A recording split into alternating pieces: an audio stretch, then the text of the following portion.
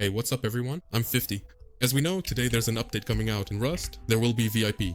I've already picked out the most optimal settings for you. I was the very first to do this. There will also be optimization for your system.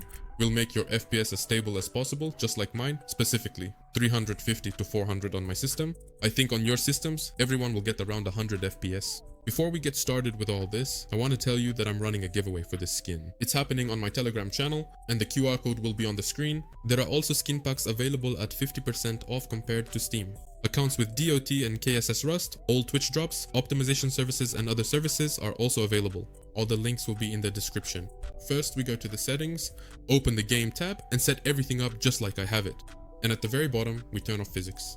Go to the display section and set the resolution according to your monitor's aspect ratio. In previous videos, I explained why you should set it this way. We set it like this to put more load on your graphics card so you get higher FPS. But if your graphics card has, say, 2 or 4 gigabytes of memory, then set it to 4 to 3 to get more FPS on a weaker system. But if your computer is average or powerful, then set it according to your monitor's aspect ratio. Here we turn everything off. If your monitor is 60 or 75 Hz, then set the refresh rate limit accordingly. Go to the graphics settings, select the custom preset, and just set everything the way I have it. Set shader quality to 2, turn off NVIDIA DLSS since it doesn't work in Rust. Just turn on NVIDIA Reflex. If you enable the plus boost option, you'll lose about 50 FPS, but there won't be any noticeable difference. Here we turn everything off, just turn it off. We also turn off soft particles. We turn off volumetric clouds. By default, everyone has it set to either low or medium. If you turn it off, you'll get these cloud images that look like something from Paint, but you'll literally get about 10 more FPS. I think that's not bad, so we turn it off. We set the draw distance to 1500. There's no point in setting it higher. Drawing further only affects the rendering of reticles in the distance. This eats up about 5 or 10 FPS, so we leave it at 1500. Here we turn everything off. Water quality, you can experiment with it on some systems. If you set the water quality to 1, you'll get an FPS boost. You can test it out. We turn on grass deformation so you can find weapons in the bushes. The grass will move at the edges and you'll be able to see the weapons. We set the texture quality to 1 to 4. That's the most balanced texture graphics. Here we turn off the anisotropic filtering level, set it to 16. Let's move on to shadows. We always set shadows to 1, so you don't get blocky shadows, but more or less normal ones. And this will put extra load on the graphics card, which in turn will give you more FPS. If we set shadows to 0, you'll see they become kind of pixelated and blocky, and you'll get less FPS. Even now I can tell my FPS has dropped a bit.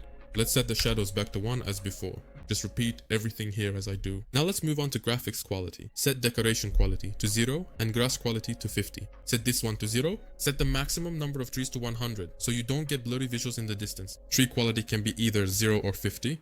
This one is up to you. Object quality should always be set to 50. With a certain bit of flickering on the oil rig, you'll be able to see straw and wood. For the level of detail, let's set it to 1.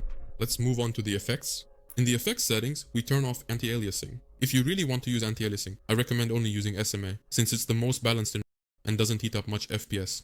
It literally only takes about 5 FPS. Turn on sharpness. Here, just repeat everything as I have it. Go to the development tab. Here, we turn everything off. Set the clipboard buffer to maximum to get rid of freezes.